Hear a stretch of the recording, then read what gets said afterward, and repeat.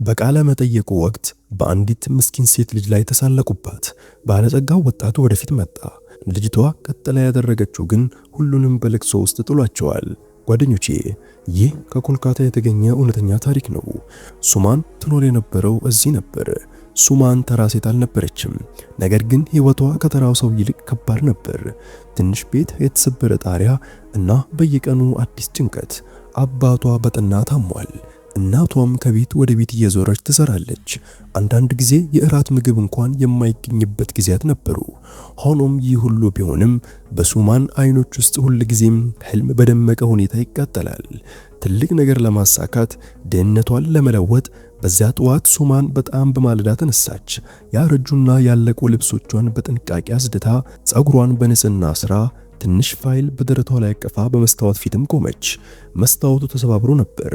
ነገር ግን በአይኖቿ ውስጥ ያለው ነጸብራቅ እንግዳ የሆነ የማይናወጥ ብርሃን ነበረው። የተስፋ ብርሃን። እናቷ ተመልክታ በለሰለሰ ድምፅ ልጄ ሆይ ዛሬ ቃለ መጠይቅ አለሽ አይደል አለቻት። ሱማን በፈገግታ አንገቷን ነቀነቀች። አዎ እማዬ፣ ዛሬ ስራውን ካገኘው ሁሉም ነገር ይለወጣል። እናቷ እጇን በራሷ ላይ አስቀምጣ ፈጣሪ ባርክሽ፣ ነገር ግን ምንም ቢፈጠር ክብርሽን ፈጽሞ እንዳታጪ መቼም አትርሺ። እነዚህ ቃላት በሱማን ልብ ውስጥ ጠልቀው ገቡ። ከጥቂት ቆይታ በኋላ ሱማን ወደ ከተማው ትልቁ የድርጅት ቢሮ የሚሄድ አውቶቡስም ተሳፈረች። በአውቶቡስ ውስጥ ያሉ ሰዎች ልብሷ ብቻውን ሙሉ ታሪኳን የሚናገር ይመስል በሚገርምና በሚፈርድ አይኖች ይመለከቷት ነበር። ነገር ግን ሱማን ግድ አልሰጠቻቸውም። እይታዋ በህልሟ ላይ ብቻ ያረፈ ነበር። በመጨረሻ በዛ ታላቅ ቢሮ ፊት ስትቆም ለአፍታ ቆም አለች። ከፊቷ አንድ ግዙፍ ህንፃ ቆሟል። የሚያብረቀርቁ የመስታወት ግድግዳዎች፣ ግዙፍ በሮችና ልብሳቸውን በራስ መተማመናቸውና ከሷ ሙሉ በሙሉ የተለየ የሆኑ ሰዎች ይገቡ ነበር። በትልቅ ተንፍሳ ለራሷ እንዲህ አለች፣ ፍርሃት ምንም ነገር አይለውጥም፣ ጊዜው አሁን ነው። ልክ ወደ ውስጥ እንደገባች በእንግዳ መቀበያ ጠረጴዛ ላይ ያለችው ልጅ ከላይ እስከ ታች አየት ያደረገቻት። ፈገግታዋን ለመደበቅ እየሞከረች ለቃለ መጠየቅ ነው የመጣሽው አለች። ሱማን በትህትና መለሰች፣ አዎ የሥራ ልምድሽ ስትል አስተናጋጇ ጠየቀች። ሱማን የድሮና ያረጀ ፋይሏን አቀረበች። አስተናጋጇ ፋይሉን እንደ ዋጋ ቢስ ነገር ተቀበለቻት። ከዛም በመጠባበቂያ ቦታ ላይ ተቀመጪ አለቻት። ብዙ ሰዎች ቀድሞ ተቀምጠው ነበር። ሁሉም አዳዲስ ልብስ ለብሰዋል። በራስ መተማመን ይታይባቸዋል። ሱማን እንደተቀመጠች ጥቂት ሰዎች በመካከላቸው በሹክታ ማውራትም ጀመሩ። እሷም ለቃለ መጠየቅ ነው የመጣችው፣ የተሳሳተ ቦታ የመጣች ትመስላለች። የቀለለ ሳቅ በክፍል ውስጥ ማስተጋባ። ሱማን እያንዳንዱን ቃልም ሰማች። እያንዳንዳቸው ልቧን ወጉት። ነገር ግን ራሷን ዝቅ አድርጋ ፋይሏን አጥብቃ ያዘች። ከጥቂት ቆይታ በኋላ ስሟ ተጠራ። ሱማን ልቧ በኃይል ይመታ ነበር። ቀስ ብላ ተነስታ ወደ ቃለ መጠየቁ ክፍል አመራች። በሩን ስትከፍተው በውስጡ ያለው ትዕይንት በትንሹ አስደነቃት። ትልቅ ክፍል፣ መሃል ላይ ረጅም ጠረጴዛ እና ከጀርባው የተቀመጠ ጥቂት ሰዎች። ልክ መሃል ላይ የተቀመጠው ወጣት ጎበዝና በራስ መተማመን ያለው ሰው ነበር። የኩባንያው ባለቤት ራሱ ሚሊዮነሩ አሪያን። የአሪያን አይኖች በሱማን ላይ እንደወደቁ ፊቱ ላይ ቀጭን ፈገግታም ታየ። ነገር ግን የደስታ አቀባበል ፈገግታ አልነበረም፣ የፌስ ፈገግታ ነበር። ወንበሩ ላይ ተደግፎ ስለዚህ አንቺ ሱማን ነሽ አይደል አላት። ሱማን በለሰለሰ ድምፅ አው ብላ መለሰች። አሪያን ፋይሏን አንስቶ አየት ተደረገው። ከዛም ወደ እሷ ተመልክቶ በእውነት ለዚህ ኩባንያ ብቁ ነኝ ብለሽ ታምኛለሽ አላት። በክፍል ውስጥ ያሉት ሌሎች ሰዎች ፈገግ ማለትም ጀመሩ። ሱማን ድፍረቷን አሰባስባ እንዲህ አለች፣ ጌታዬ እድልን ከሰጠኝ ራሴን ማረጋገጥ እችላለሁ። አሪያንም ሳቀ። እዚህ እድሎች በነፃ አይታደሉም፣ ችሎታ ይጠይቃሉ። ያንቺን ፋይል ደግሞ ይህን በግልጽ አያሳይም። ሱማን ዝም አለች። እጆቿ ይንቀጠቀጣሉ። ነገር ግን አይኖቿን ዝቅ ለማድረግ አልፈቀደችም። አሪያን ድጋሚ ጠየቀ፣ እሺ ንገሪኝ፣ ከባድ ፕሮጀክት ብሰጥሽ ምን ታደርጊያለሽ? ሱማን መመለስ ጀመረች። ድምጿ ግን በትንሹ ይንቀጠቀጥ ነበር። ትክክለኛው መልስ ለመስጠት የተቻላትን እየሞከረች ነበር። ነገር ግን በእያንዳንዱ ቃል ተቃራኒዋ ያሉት ሰዎች እየፈረዱባት እንደሆነ ተሰማት። እንደጨረሰች አንድ ሰው በለሰለሰ ድምፅ ጌታዬ፣ እሷ ከኛ ደረጃ ጋር አትመጥንም አለ። አሪያን አንገቱን ነቀነቀ። ከዛም በቀጥታ ሱማንን ተመልክቶ እንዲህ አላት፣ ቀጥተኛ ልሆንልሽ፣ ይህ ኩባንያ እንደ አንቺ ላሉ ሰዎች የታሰበ አይደለም። እነዚህን ቃላት ስትሰማ የሱማን ልብ የተሰበረ መሰላት። ለአፍታ ክፍሉ በዝምታ ተሞላ። ከዛም የቀለለ ሳቅ በድጋሚ ያስተጋባ ጀመር። እንባ በሱማይን አይኖች ውስጥ ሞላ። ነገር ግን እንዲፈስ አልፈቀደችም። ራሷን አረጋጋችና በለሰለሰ ድምፅ አመሰግናለሁ ጌታዬ ብላ ለመውጣት ዞረች። በሩ ላይ ስትደርስ የአርያን ድምፅ ድጋሚ ጠራት። በሚቀጥለው ጊዜ እንዲህ ያሉ ትልቅ እልሞችን ከመከተልሽ በፊት መስታወት ውስጥ ራስሽን ተመልከቺ። በዚህ ጊዜ የሱማን እርምጃ ለአንድ ሰከንድ ቆመ። ዞር አለች። አሁን አይኖቿ ውስጥ እንባ አልነበረም፣ እንግዳ የሆነ የማይናወጥ ቁርጠኝነት እንጂ። በለሰለሰ ድምፅ እንዲህ አለች፣ ጌታዬ እኔ በየቀኑ መስታወት ውስጥ ራሴን አያለሁ እና በየቀኑ ለራሴ አንድ አይነት ቃል እገባለሁ። አንድ ቀን የራሴን ማንነት እገነባለሁ። በክፍል ውስጥ ያሉት ሁሉ ለአፍታ ዝም አሉ። ሌላ ቃል ሳትናገር ሱማን ወጣች። ከቢሮ እንደወጣች እርምጃዎቿ ከበዱ። እንባ በፊቷ ላይ ይፈስ ጀመር። ጠራረገችውና ወደ ሰማይ ተመልክታ ለራሷ እንዲህ አለች፣ ዛሬ ተሳለቁብኝ፣ ነገር ግን እኚህ ሰዎች ታሪኬን ሰምተው የሚያለቅሱበት ቀን ይመጣል። በዚያ ቀን ሱማን ምንም አልነበራትም። ገንዘብ የላትም፣ ዕውቅና የለም። ነገር ግን በውስጧ እሳት ነዶ ነበር፣ ራሷን ለማረጋገጥ የሚነድ እሳት። እናም የእሳት ዕጣ ፋንታዋን ሊለውጥ ነው። በዛ ቀን ሱማን ወደ ቤት ስትመለስ እርምጃዎቿ ከበድ ያሉ ነበሩ። ልቧ ግን ከምንጊዜውም በላይ ጠንካራ ነበር። በጉዞዋ ሁሉ እነዚህ ቃላት በጆሮ ያስተጋባሉ። ይህ ኩባንያ እንደ አንቺ ላሉ ሰዎች የታሰበ አይደለም የሚለው ቃል ነበር። አንዳንዱ ቃል ሲደጋገም በልቧ ውስጥ ጠልቆ ይቆርጥ ነበር። ነገር ግን ከህመሙ ጎን ለጎን ሌላ ነገር በውስጧ ተወለደ። እልህ የተሞላበት ቁርጠኝነት፣ ፈጽሞ የማይጠፋ እሳት። ቤት ስትደርስ እናቷ በሩን ከፈተችላት። በሱማይን አይኖች ውስጥ ያለውን መቅላት አይታ እናቷ ሁሉንም ነገር ተረዳች። ነገር ግን አንዲትም ጥያቄ አልጠየቀችም። ዝም ብላ ወደ ውስጥ አስገባቻት። ሱማን ቦርሳዋን ወደ ኋላ ጣል አድርጋ በአንድ ጥግ ላይ በዝምታ ተቀመጠች። ከጥቂት ቆይታ በኋላ እናቷ ቀርባ ስራውን አላገኘሽም አይደል ስትል ጠየቀች። ሱማን ቀስ ብላ ራሷን ዝቅ አደረገች። አንዲት ዘለላ እንባ ከዓይኗ ወጥታ በጉንጯ ላይ ወረደች። እናቷ ፊቷን በቀስታ ይዛ እንዲህ አለች፣ ማልቀስ ምንም ነገር አይለውጥም ልጄ። በህይወት ውስጥ መውደቅ አስፈላጊ ነው። ያኔ ነው እንዴት ድጋሚ መነሳት እንዳለብሽ የምትማሪው። ሱማን እንባዋን ጠረገች። ራሷን ሰበሰበችና እማዬ ተሳለቁብኝ፣ ድሃ ስለሆንኩ ብቻ አለች። እናቷ በጥልቅ ተንፈሳ መለሰች፣ ሰዎች ሁሉ ጊዜ የሚያዩት ውጫዊውን ነው። እውነተኛ ጥንካሬ ያለው በውስጥ ነው። ልብሽን ከቆረጥሽ በዚህ ዓለም ውስጥ ምንም አይነት ኃይል ሊያቆምሽ አይችልም። በዚያች ምሽት ሱማን ምንም አልበላችም ማለት ይቻላል። ወደ ጣሪያው ወጥታ ሰማዩን ትመለከት ነበር። በአእምሮ ውስጥ አንድ ሐሳብ ብቻ ይሽከረከራል። በማንኛውም ዋጋ ራሴን ማረጋገጥ አለብኝ። ከሚቀጥለው ቀን ጀምሮ የሱማን ሕይወት ሙሉ በሙሉ ተለወጠ። በማለዳ ተነስታ የቤት ውስጥ ስራዎችን ጨረሰች። እናም ስራ ፍለጋ ወጣች። ወደ ብዙ ቦታ ሄደች።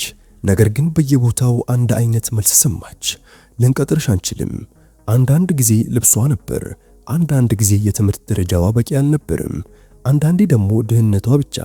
በዚህ ጊዜ ግን ሱማን ተስፋ ለመቁረጥ ዝግጁ አልነበረችም። በመጨረሻ በአንድ ትንሽ ካፌ ውስጥ ስራ አገኘች። ስራዋ ጠረጴዛ ማጽዳት፣ ትዕዛዝ መቀበልና ቀኑን ሙሉ መቆም ነበር። ክፍያው በጣም ዝቅተኛ ነው። ለሱማን ግን ይህ ስራ ብቻ አልነበርም፣ ጅማሬ ነበር። ቀኑን ሙሉ ከሰራች በኋላ እንኳ ድካም እንዲያሸንፋት አልፈቀደችም። ማታ ቤት ስትመለስ ታጠና ነበር። አሮጌ ማስታወሻዎች፣ የታወሱ መጽሐፍትና በስልኳ የምታገኛቸው ነፃ ቪዲዮዎችን የሷ መምህራኖችም ሆኑ። አዳዲስ ክህሎቶችን መማርም ጀመረች። ብዙ ጊዜ እንቅልፍ አይኖቿን ሊያሸንቅ ሞክሮ ነበር። ነገር ግን ራሷን ቀስቅሳ ጥናቷን ቀጠለች። በአእምሯ ውስጥ አንድ ምስል ብቻ ይታያል። ያ የቃለ መጠይቅ ክፍል፣ ያ ሳቅ፣ ያ ውርደት። ወራትም አለፉ። አንድ ቀን በካፌ ውስጥ አንድ አረጋዊ ጨዋ ሰው ገቡ። ሱማን ከስራዋ ጎን ለጎን እያነበበች እንደሆነ አስተዋሉ። ስታነብ ተመልክተው ፈገግ ብለው ጠየቁ፣ ምን እያጠናሽ ነው? ሱማን በትንሿ አመነታችና ጌታዬ አንድ ነገር ለመማር እየሞከርኩ ነው፣ የተሻለ ስራ እንዳገኝ ብላ መለሰች። አረጋዊ አይኖች ውስጥ ተመልክተው የመማር ፍላጎት ከሁሉም በላይ ታላቅ ጥንካሬ ነው አሏት። ስማቸው ራሜሽ ባቡ ይባላሉ። ዝቅተኛ ገቢ ያላቸው ህፃናት የሚያስተምር የአንድ ትንሽ መንግስታዊ ያልሆነ ድርጅት ኤንጂኦ አባልም ነበሩ። ለሱማን እንዲህ አሏት፣ ከፈለግሽ ከኛ ጋር መስራት ትችያለሽ። ክፍያው ከፍ ያለ አይሆንም፣ ግን ብዙ ትማሪያለሽ። ሱማን ለሁለተኛ ጊዜ ሳታስብ አዎ አለች። አሁን በህይወቷ ውስጥ አዲስ ምዕራፍም ተጀመረ። በቀን ካፌ ውስጥ ትሰራለች፣ ምሽት ላይ ወደ ኤንጂኦ ትሄዳለች፣ ታስተምራለች። መጀመሪያ ላይ በትንሹ ተጨንቃ ነበር። ቀስ በቀስ ግን የምትታገለው ለራሷ ብቻ እንዳልሆነ ተረዳች። ህልማቸው ከእሷ ህልም ለሚበልጥ ለእነዛ ልጆችም ጭምር እንደምትታገል አወቀች። ስታስተምራቸው በአይኖቿ ውስጥ የተለየ ብርሃን ይበራ ነበር። ከመጽሐፍት ብቻ ሳይሆን የመኖር ድፍረትንም ታስተምራቸዋለች። አንድ ቀን አንድ ትንሽ ልጅ እህቴ እኛ ስናድግ ትልቅ ሰው መሆን እንችላለን ሲል ጠየቃት። ሱማን ለአፍታ ዝም አለች። ከዛም በፈገግታ በራስሽ ካመንሽ ማንኛውም ነገር መሆን ትችያለሽ አለች። ይህንን ስትል ለራሷም የምትናገር ይመስል ነበር። ቀስ በቀስ ሱማን በኤንጂኦ ውስጥ ዝናን ማግኘት ጀመረች። ሰዎች ጠንክሮ መስራቷንና ትጋቷን ማስተዋል ጀመሩ። ራሜሽ ባቡ ተጨማሪ ኃላፊነቶችን ይሰጧት ጀመር። ፕሮጀክቶችን ማስተዳደር፣ አዳዲስ ልጆችን መመዝገብ፣ የገንዘብ ድጋፍ ለማግኘት ከሰዎች ጋር መነጋገር። ሱማን እያንዳንዱን ተግባር በታማኝነት ተወጣች። ፍርሃቷን ወደ ኋላ ትታ ነበር። ጊዜ አለፈ። ሱማን ተለወጠች። በዛ ቃለ መጠይቅ ክፍል ውስጥ በዝምታ ትቆም የነበረችው ያቺ ዝምተኛ ሴት ልጅ አልነበረችም። አሁን ድምጿ በራስ መተማመን ነበረው። እርምጃዎቿ የጸኑ ነበሩ። አይኖቿ አዲስ ማንነቷን ይዘዋል። ከዓመታት ያላሰለሰ ጥረት በኋላ ሱማን አንድ ደፋር ውሳኔ ወሰነች። ከእንግዲህ ለሌሎች ብቻ አልሰራም፣ የራሴን የሆነ ነገር እጀምራለሁ ብላ አሰበች። ባጠራቀመችው ጥቂት ገንዘብና ጥቂት ደጋፊዎች እርዳታ አንድ ትንሽ የትምህርት ፕሮጀክት ጀመረች። እዚያም ድሃ ልጆች በነፃ የሚማሩበት። መጀመሪያ ላይ በጣም ከባድ ነበር። የቦታ እጥረት፣ የገንዘብ እጥረት፣ የሰዎችን እምነት ማግኘት ምንም ቀላል አልነበረም። ሱማን ግን መቼም ተስፋ አልቆረጠችም። በየቀኑ በበለጠ ተተጋ ነበር። ቀስ በቀስ ጥረቷ ውጤት ማሳየትም ጀመረ። የልጆቹ ቁጥር ጨመረ። ሰዎች ስራዋን ማወቅ ጀመሩ። ጥቂት ትናንሽ ባለ ሀብቶች ሊደግፏት ጀመሩ። አንድ ቀን ፕሮጀክቷ በጋዜጣ ላይ ወጣ። ሰዎች እንደ አሪያ ሊጠሯት ጀመሩ። በዛ ቀን ሱማን የራሷን ፎቶ በጋዜጣ ላይ ስታይ እንባ በአይኖቿ ሞላ። አንድ ሰው ለዚህ ኩባንያ ብቁ አይደለሽም ያለባትን ቀን ማስታወሰች። ዛሬ ያቺው ሴት ልጅ የራሷን ማንነትም ቀርጻለች። ነገር ግን በልቧ ውስጥ አንድ ያልተጠናቀቀ ታሪክ ቀርቶ ነበር። ያ ስድብ፣ ያ ቃለ መጠይቅና ሕይወቷን ለዘላለም የለወጠው ያ ሰው። ሱማን አሁን ጠንካራና ስኬታማ ነበረች። ነገር ግን እጣ ፋንታ ወደ ጀመረችበት ወደዛው የመመለሻ ነጥብ መልሶ ሊያወጣ እንደሆነ አላወቀችም ነበር። ጊዜ ማንንም አይጠብቅም። የማንም ሁኔታም ለዘላለም አንድ አይነት ሆኖ አይቆይም። ልክ የሱማን ሕይወት እንደተለወጠ አሁን ደግሞ የሌላ ሰው ሕይወት ሊለወጥ ነበር።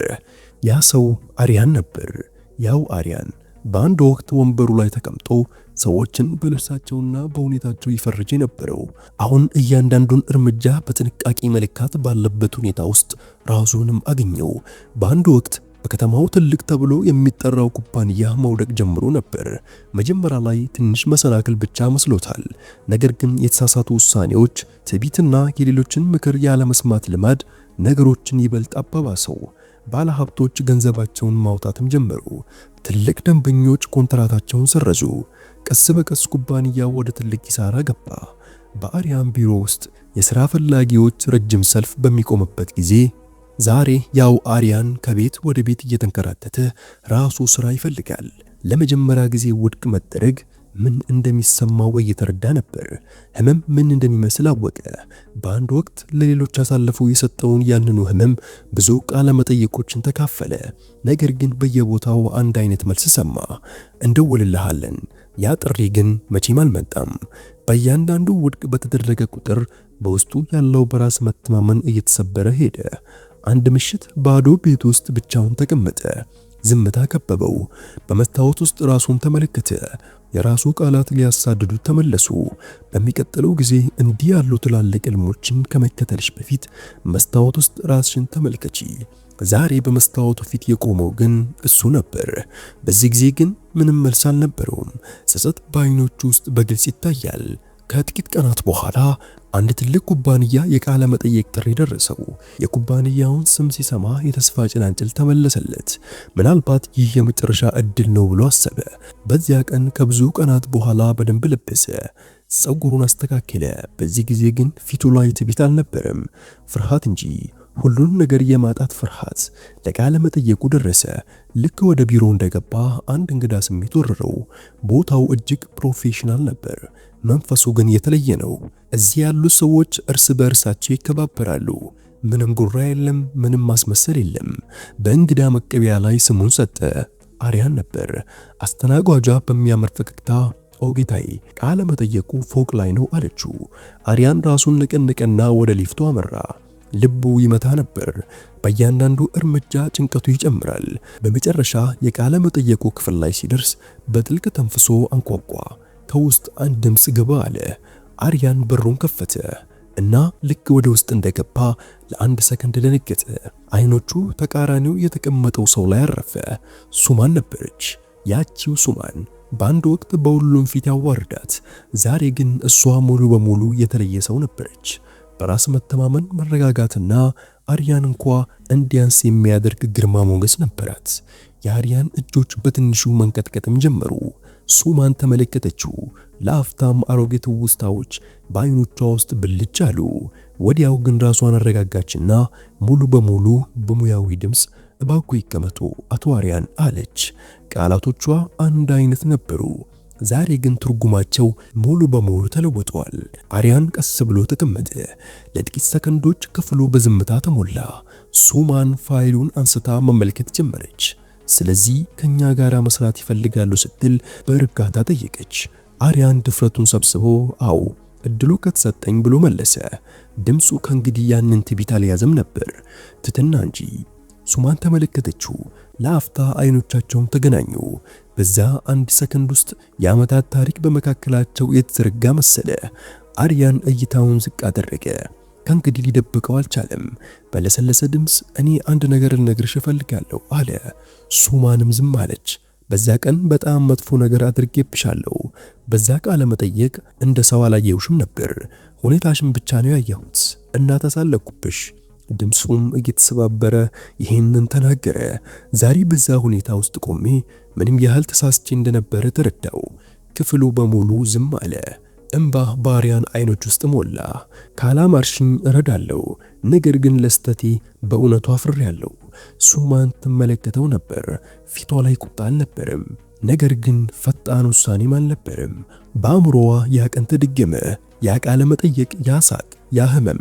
ነገር ግን ዛሬ ከፊቷ የተቀመጠው ሰው አልነበረም፣ ተለውጧል። ሱማን ፋይሉን በቀስታ ዘጋችው። በክፍል ውስጥ ያሉት ሌሎች ሰዎች ዝም አሉ። የሁሉም አይን በሱማን ላይ ነበር። አሁን ምን ትወስን ይሆን? ተበቀል ይሆን? እሱ እንዳደረገው ታዋርደው ይሆን? ወይስ ሌላ ነገር ይፈጠር ይሆን? ሱማን በጥልቅ ተነፈሰች። በቀጥታ የአሪያን አይን ተመልክታ እንዲህ አለች፣ ህይወት በጣም የሚገርም ናት አቶ አሪያን። አንዳንዴ ከላይ እንሆናለን፣ አንዳንዴ ደግሞ ከታች። ልዩነት ግን በእነዚህ ጊዜያት ሌሎችን የምንይዝበት መንገድ ነው። አሪያን ራሱን ደፍቶ ዝም አለ። የሱማን ድምፅ ለሰለሰ። በዛ ቀን ብዙ ነገር አሳልፌያለሁ፣ ነገር ግን አንድ ነገር ተምሬያለሁ። አንተ ያደረግከውን እኔ ካደረግኩት በእኔና በአንተ መካከል ምንም ልዩነት አይኖርም። በክፍል ውስጥ ያሉ ሰዎች እርስ በእርሳቸው ተያዩ። ጉጉቱ ከፍተኛ ደረጃ ላይ ደርሶ ነበር። ጥልቅ ዝምታ ክፍሉን ሞላው። እያንዳንዱ እይታ በሱማን ላይ ነበር። አሪያን ደግሞ በአንድ ወቅት የተናገረው እያንዳንዱ ቃል ክብደት እንደሚሰማው ሁሉ ራሱን ደፍቶ ተቀመጠ። ለጥቂት ጊዜ ሱማን ምንም አልተናገረችም። ከዚያም በለሰለሰ ድምፅ አቶ አሪያን ወድቅ ላደርግህ እችል ነበር፣ ምናልባትም ቀላል ይሆን ነበር፣ ነገር ግን በህይወት ውስጥ አንድ ነገር ተምሬያለሁ። አንድ ሰው በሚሰራቸው ስህተቶች ሳይሆን በሚያሳየው ለውጥ ይገለጻል። አሪያን ቀስ ብሎ ቀና አለ። አይኖቹ ተስፋንም ፍርሃትንም ይዘው ነበር። ሱማን ቀጠለች፣ ስራውን አግኝተሃል። በክፍል ውስጥ ያሉት ሁሉ በመገረም ተነፈሱ። ማንም ሊያምነው አልቻለም። እንባ በአሪያን ፊት ላይ ፈሰሰ። ድምፁ እየተንቀጠቀጠ አንቺ በእውነት እድል እየሰጠችኝ ነው? ሱማን በእርጋታ መለሰች፣ አዎ፣ ነገር ግን በአንድ ቅድመ ሁኔታ የምለውን ሁሉ ትከተላለህ። አሪያን ወዲያውኑ አደርጋለሁ፣ ቃል ገባለሁም አለ። እዚህ እንደ አለቃ አትሰራም፣ እንደ ሰው ነው የምትሰራው። እዚህ እያንዳንዱ ሰው ይከበራል። ከየትም ይምጣ ወይም ምንም ያሳልፍ፣ አሪያን ራሱን ደፍቶ ቃል ገባለሁ፣ ራሴን እለውጣለሁ አለ። ከዚህ ቀን ጀምሮ ሁሉም ነገር ቀስ በቀስ መለወጥ ጀመረ። አሪያን አዲሱን ህይወቱን እንደ ሰራተኛ ሆኖ ጀመረ። ከመጀመሪያው ቀን ጀምሮ ራሱን ለማረጋገጥ ሞከረ። በሰዓቱ ይደርሳል፣ በታማኝነት ይሰራል እና ከሁሉም በላይ ደግሞ አሁን ከሁሉም ሰው ጋር በአክብሮት ያወራል። ከትንሹ የቢሮ ሰራተኛ ጀምሮ ሱማን አብራቸው እስከምትሰራቸው ልጆች ድረስ ባህሪው ሙሉ በሙሉ ተለውጦ ነበር።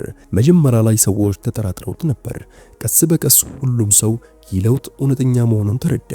አንድ ቀን ከቢሮ ውጭ አንድ ትንሽ ልጅ ወደቀ። አርያን ወደሱ ሮጦ አነሳው።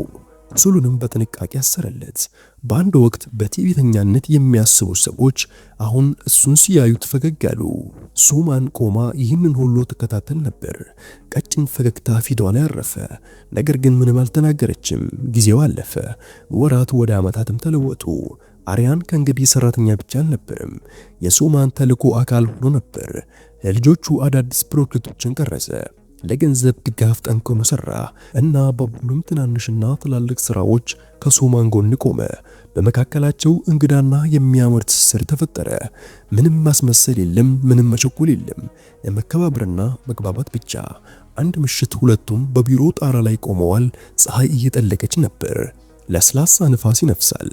አርያን ድፍረቱን ሰብስቦ ሱማን አንድ ነገር ልጠይቅሽ እችላለሁ ሲል ጠየቀ። ሱማን ተመለከተችው። አዎ ጠይቅ። አርያን ለጥቂት ሰከንዶች ዝም አለ። ከዛም እንዲህ አለ፣ በዛ ቀን ለምን ይቅርታ አልሽኝ? እድሉ ነበረሽ፣ ልትበቂኝ እኮ ትችይ ነበር። ሱማን ወደ ሰማይ ተመልክታ ፈገግ አለች። ምክንያቱም በዛ ቀን አንተ የሆንከውን መሆን ስላልፈለግኩ ነው። እኔም ያንኑ ባደርጉ ኖሮ ጥረቴ ሁሉ ትርጉም አልባ ይሆን ነበር። አርያን በለሰለሰ ድምፅ ምናልባት ለዛ ነው አንቺ በጣም ልዩ የሆንሽው አለ። አሁን ድምፁ የተለየ ስሜት ይዟል። ከጥቂት ቀናት በኋላ በቢሮ ውስጥ ትንሽ ፕሮግራም ተዘጋጀ። ልጆቹ አንድ ላይ ሆነው ዝግጅት አቅርበው ነበር። ሁሉም ደስተኛ ነበሩ። መንፈሱ ሞቅ ያለና አስደሳችም ነበር። ፕሮግራሙ ካለቀ በኋላ አርያን ሱማንን ለብቻዋ ጠራት። እጆቹ በትንሹ ተጠቀጡ ነበር። ሱማን፣ ዛሬ አንድ ነገር መናገር እፈልጋለሁ። እናም ይህ በህይወቴ ውስጥ እጅግ እውነተኛ ቅጽበት ሊሆን ይችላል። ሱማን በዝምታ አዳመጠች። በአንድ ወቅት ባንቺ ላይ ሳኩኝ፣ ህልሞችሽን አቃለልኩ። ዛሬ ግን አንቺን ስመለከት ራሴን ትንሽ ሆኜ አገኘዋለሁ። ያደረግሽው ነገር እኔ መቼም ላሳካው የማልችለው ነገር ነው። አይኖቹ ረጠቡ። በአንቺ ላይ ምንም አይነት መብት እየጠየቅኩ አይደለም። የምጠይቀው ክብርሽን ብቻ ነው። ቀሪ ህይወትሽን ከኔ ጋር ማሳለፍ ትፈልጋለሽ? ጊዜ እንደቆመ ሁሉ በዙሪያው ዝምታ ሰፈነ።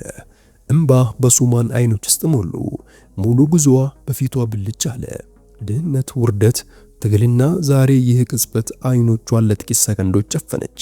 ከዛም በለሰለሰ ድምፅ እንዲህ አለች፣ ለሰብአዊነት ስል ይቅር ብዬሃለሁ። ዛሬ ደግሞ ላሳየኸው ለውጥ ስል እቀበልሃለሁ። እንባ በአርያን ፊት ላይ ይፈስ ነበር። ከጥቂት ቀናት በኋላ በጣም ቀላል ግን ልብ የሚነካ የጋብቻ ስነ ስርዓትም ተካሄደ። ምንም አይነት አጉል ወጪ የለም፣ ምንም ጫጫታ የለም። የእውነተኛ ግንኙነቶች ጠረን ብቻ።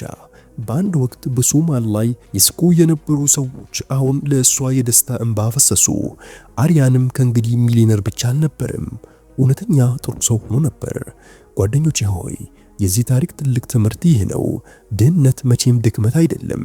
ሀብትም መቼም ሰብአዊነትና ዋስትናን አይሰጥም። እውነተኛ ማንነት የሚመጣው ሌሎችን ከምንይዝበት መንገድ ነው። በአንድ ሰው ላይ መሳለቅ በጣም ቀላል ነው። ነገር ግን ሰውን ማንሳት፣ እድል መስጠት፣ ያ ነው እውነተኛ ታላቅነት። እናም እያንዳንዱ ሰው ሁለተኛ እድል እንደሚገባው አስታውሱ። ያ እድል ግን መሰጠት ያለበት ከፊት ለፊት ያለው ሰው በእውነት ሲለወጥ ብቻ ነው። አሁን አንድ ጥያቄ ልጠይቃችሁ። እናንተ በሱማን ቦታ ብትሆኑ ኖሮ አርያንን ይቅር ብላችሁ እድል ትሰጡ ነበር ወይስ ለውርደታችሁ ትበቀሉ ነበር? እባካችሁ መልሳችሁን በኮሜንት ላይ አጋሩ። የታሪክ ልባችሁን ከነካው እባካችሁ ለጓደኞቻችሁና ለቤተሰቦቻችሁ አጋሩ። የእናንተ አንድ ሼር በሌላ ሰው ፊት ላይ ፈገግታ ሊያመጣ ይችላል። አዎ እንደዚህ ያሉ ልብ የሚነኩ ታሪኮችን ለማግኘት ቻናላችንን ሰብስክራይብ በማድረግ እንዳትረሱ። ጓደኞቼ በሌላ በሚያምርና ልብ በሚነካ ታሪክ እስከምንገናኝ ድረስ አሰላሙ አለይኩም ወራህመቱላሂ ወበረካቱሁ።